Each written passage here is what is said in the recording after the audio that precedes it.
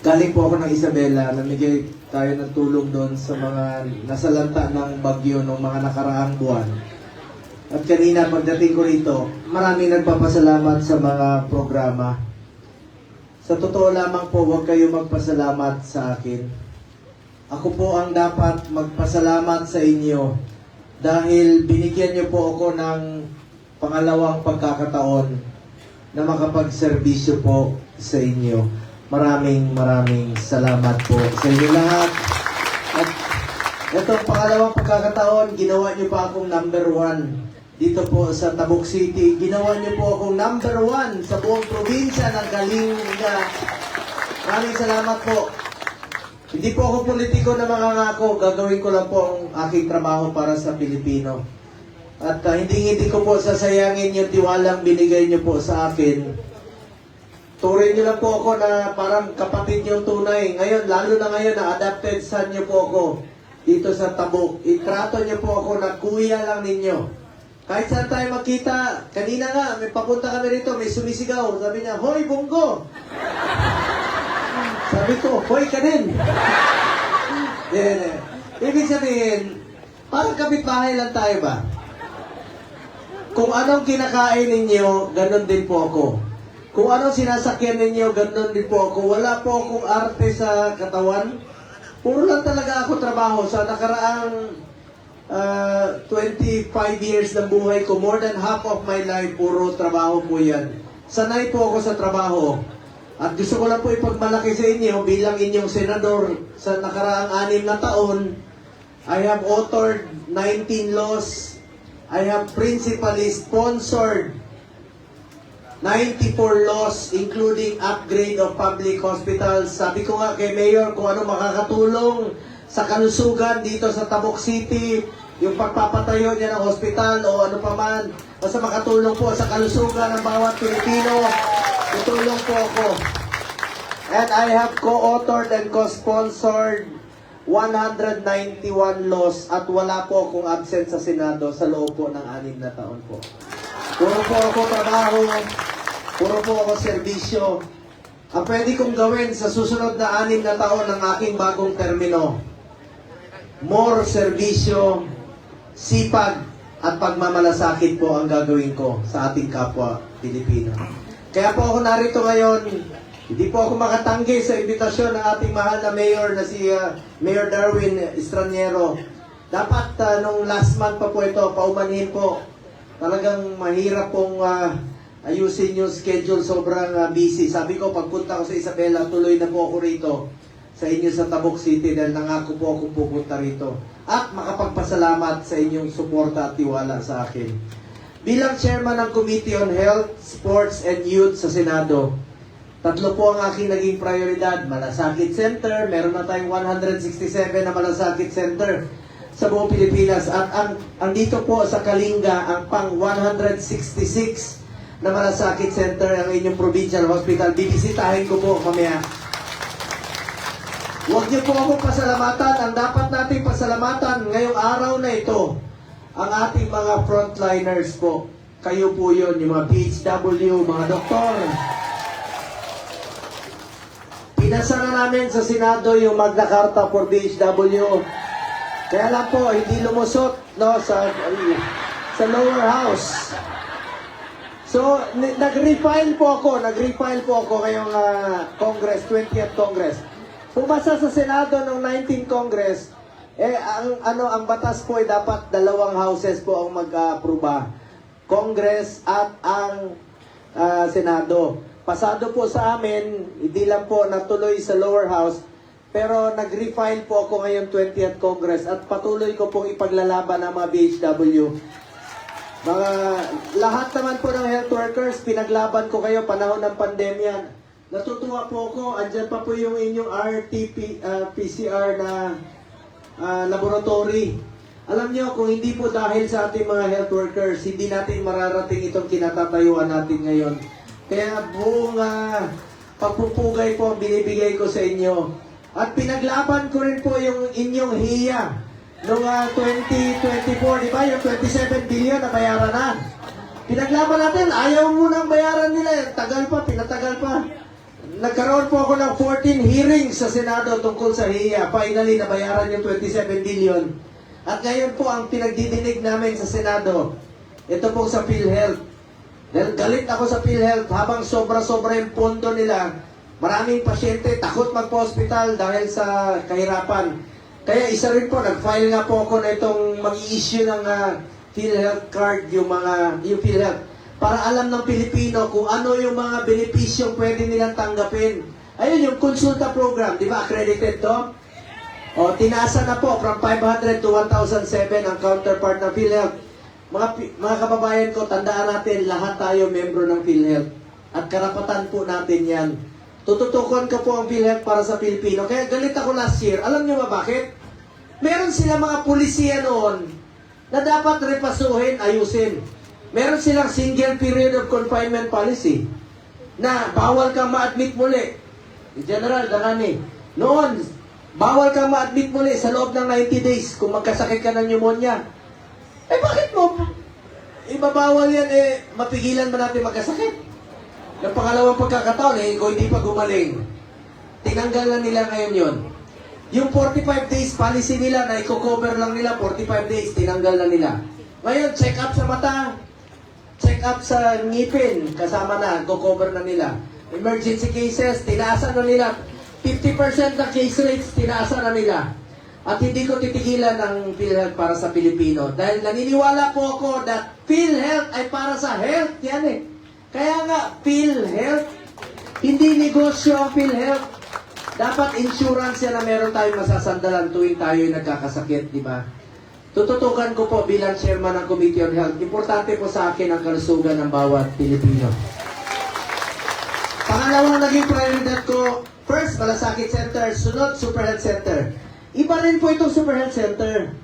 Ang Super Health Center po, it's a medium type of a polyclinic. Pwede na po dyan yung panganganak, dental laboratory, x-ray. Dyan na po yung konsulta ng PhilHealth. Diba tandaan po natin na membro tayo ng PhilHealth, pero ngayon po ang nakarehistro pa lang sa konsulta program nila, 27 million pa lang out of 115 million Filipinos. Kaya nga po, gusto ko tuloy-tuloy yung pag-i-issue nila ng PhilHealth ID card para alam ng Pilipino na membro sila ng PhilHealth at hindi sila takot magpa-hospital, ipapakita nila yung PhilHealth card. Ngayon po, inumpisa na ng PhilHealth ang pag-i-issue ng PhilHealth card. At pangalawa po, itong Super Health Center, magkakaroon po ng mahigit 700 na Super Health Center sa buong Pilipinas. At pangalanan ko na lang po, no? Dito po sa probinsya ng Kalinga, meron pong dalawa na ilalagay sa Pinokpok Super Health Center at dito po sa inyo, sa Tabuk City. Kung ano po makakatulong pa sa inyong pasilidad, bilang chairman ng health, pagdating ng panahon, tutulong po ako. Kung kailangan nyo expand to later on, maglagay kayo ng dialysis machine. Sabi niya ni Mayor, priority niya hospital. Tutulong po ako sa abot ng aking makakaya dahil kalusugan po yan. Yung mga buntis, pwede na manganak sa Super Health Center. Yung hindi pa buntis, may panahon pa kayo magpabuntis. Wala naman problema kung kasal kayo, di magpabuntis kayo, manganak kayo dito. It will help decongest the hospital. Alam niyo, ako po isang Bisaya na Batanggenyo. Tesoro po kami. Marami akong kamag-anak na mga Ilonggo, mga Batanggenyo. Meron pong tinayong Super Health Center doon sa Tingloy, sa Batangas. Island! Ang buntis na nanganganak sa tricycle, sa bangka. Ang layo. Doon sa amin, sa Lake Cebu, sa South Cotabato. Merong buntis doon, pinanganak, Tibuli tribe. Ano mga tribe doon nandito sa inyo? Kalinga. Doon, Tibuli tribe sa Mindanao. Tuwang-tuwa yung mga IPs doon. Pagdating ko, may nanganak. May buntis. May baby. Sabi nila, Sir, pangalanan namin sa iyo itong bata. Dahil bago ka dumating, nanganak tong nanay. Pagtingin ko sa bata, babae, paano mo pangalanan sa akin? Yes, sir. Sabi ng kapitan at ng mayor, sabi niya, hindi problema. Pangalanan namin ito ng Bongga. Totoo yun. Ang nangyayari sa aking pagsiservisyo, true to life story. Ang buhay ko po, totoong nangyayari yan sa ginagawa kong trabaho. True to life story. At ako po'y naniniwala kasi Ito pagsiservisyo namin sa public service, dapat tuparin mo yung ginagawa mo. Gawin mo yung dapat. Gawin mo yung tama. Ako naman po, ang natutunan ko kay former President Duterte noon, hindi siya nakikialam sa politika namin. Sabi lang niya sa akin, gawin mo lang yung tama. Unahin mo ang interes ng bayan at interes ng bawat Pilipino at hindi ka magkakamali. Kaya unahin ko po yun parate. Ngayon, balikan natin ang Super Health Center. Makakaroon po ng mahigit 700. Ito pong pangatlong batas na ako po ang principal sponsor. Prioridad naman po ito ng ating administration ni President Marcos. Yung paglalagay po ng mga heart center, kidney center, neonatal, geriatric sa matatanda, brain and spine. Batas na po ito. Ako po ang principal sponsor. Halimbawa, anong pinakamalapit nyo ng hospital dito? Tugigaraw? Yung regional, Tugigaraw, di ba? Maglalagay sila doon ng cancer center, cardiovascular heart center para pwede na mag-opera sa puso sa loob po ng 5 taon. Isinabatas po natin yan. Ako po ang principal sponsor ng batas niyan. Chairman din po ako ng sports. Ayaw ko pong masayang yung kampanya na labanan ang kriminalidad. Kaya namimigay nga po ako ng bola. At isa po ako sa author at co-sponsor ng National Academy of Sports sa New Clark City. Naniniwala po ako na ilayo natin ang mga kabataan sa masasamang bisyo through sports. Get into sports, stay away from drugs to keep us healthy and fit. Nag-file din po ako ng bill na mag-regionalize po ng National Academy of Sports. Dati po, pwede na mag-aral at the same time mag-training ang student athletes. Dati kulela tayo, wala tayong napapanalunan na ginto sa Olympics. Ngayon, nakadalawang gold tayo. Ngayon, 2024 Olympics. Tulungan po natin ang ating mga atleta. At Mayor, Konsehal, kung meron kayong mga paliga rito, inter-barangay, tutulong po ako para ilayo natin ang mga kabataan sa mga bisyo. Tapos, chairman din po ako ng Committee on Youth sa mga kabataan. Sino SK dito? SK? SK. Sana mapuspone yung eleksyon, no? Pasado na rin sa Senado, pirma na lang po ng Pangulo. Pero ako po, suportado ko mga barangay officials natin. Matagal rin po ako nagtrabaho noon sa mga kapitan. Umaga pa lang kayo ang tinatakbuhan ng lahat. Isa lang pakiusap ko sa inyo, huwag niyong pabayaan yung mga mahirap nating kababayan. Full support ko po ako sa mga barangay officials natin. Kung ano makakatulong na batas para sa inyo. Bilang chairman na, ha? Pero nag-file ako, top 10 priority bill ko. Magna Carta for barangay officials po. Kasama ko kayo.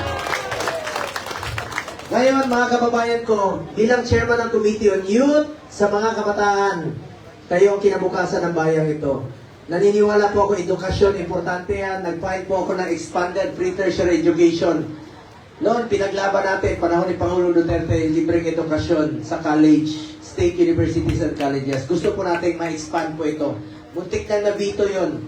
Marami po akong batas na naisulong na rin po noon. Salary Standardization 5, sa mga bumbero, Bureau of Fire Modernization, Department of Migrant Workers, at marami pang iba. Sa mga pulis natin, uniform personnel, salamat sa inyong serbisyo. Gusto ko rin pong pasalamatan isa-isa ang ating mga opisyales na narito, no?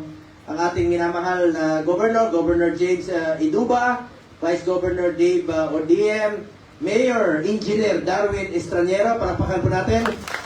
Vice Mayor Attorney Dick Balor, represented by Mr. Gamalero Francisco, palapakan po natin. Ang aking mga kaibigan, Board Member Jay Harley Dugiang, palapakan po natin. Ang aking mista, former General, now Board Member Alfredo Dangani, palapakan po natin. Ang ating Chairman sa Committee on Health, salamat po, mista. Ang ating mga Councilor Locretina Sarol, palapakan po natin. Councilor Engineer Mark Rainier Dugiang, palapakan po natin. Councilor Attorney Ivan Yannick Bagayo, palapakan po natin. Councilor Attorney Zoraida Mia Waknang, palapakan po natin. Councilor Juan Tomas Duyan, palapakan po natin. Councilor Eduardo Sakayle, palapakan po natin. Councilor Colonel Jefferson Bonas, palapakan po natin. Councilor Martinez Vicente, palapakan po natin. ABC President Andrew Cos Agon, palapakan po natin. SK Federation President Daphne Amla, palapakan po natin. And of course, Mayor Charles Abay ng Tinglayan ng Kalinga, palakpakan rin po natin. Sir, salamat po. Daming attorney rin dito. Yung anak ko, CPA lawyer siya.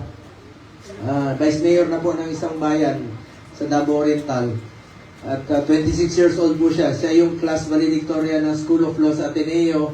At summa cum laude, number 1 rin po sa accountancy. CPA lawyer na rin po siya.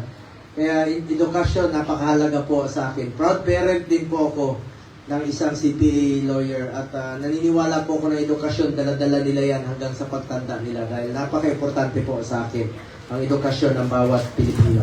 At gusto ko rin po pasalamatan si Congresswoman Carolina Aguiao, represented by former Congressman Allen Jesse Mangawang, aking mga kaibigan. Palakpakan rin po natin. Andito rin po ang aming leader sa Cordillera ng partido namin, si former Vice Mayor Jun Saclag ng Lubuagan. Palakpakan po natin.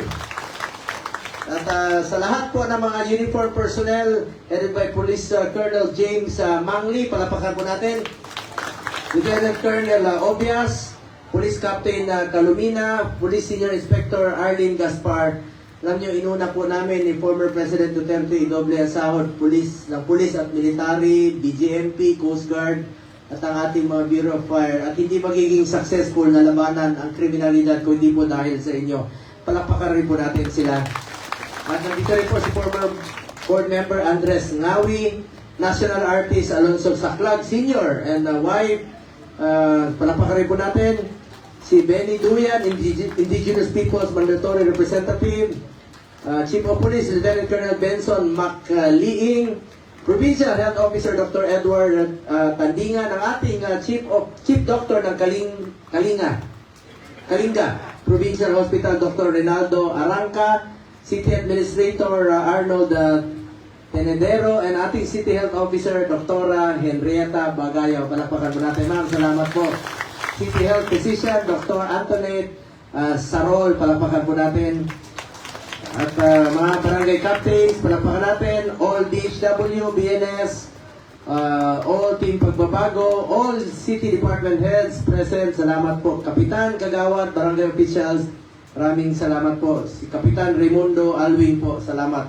Mga kapatid ko, lahat kayo, palakpakan natin ang aking mga kapatid. Salamat po sa inyo. Sa pag-adapt sa akin dito sa Tabuk City, mahal na mahal ko po kayo. Maraming salamat.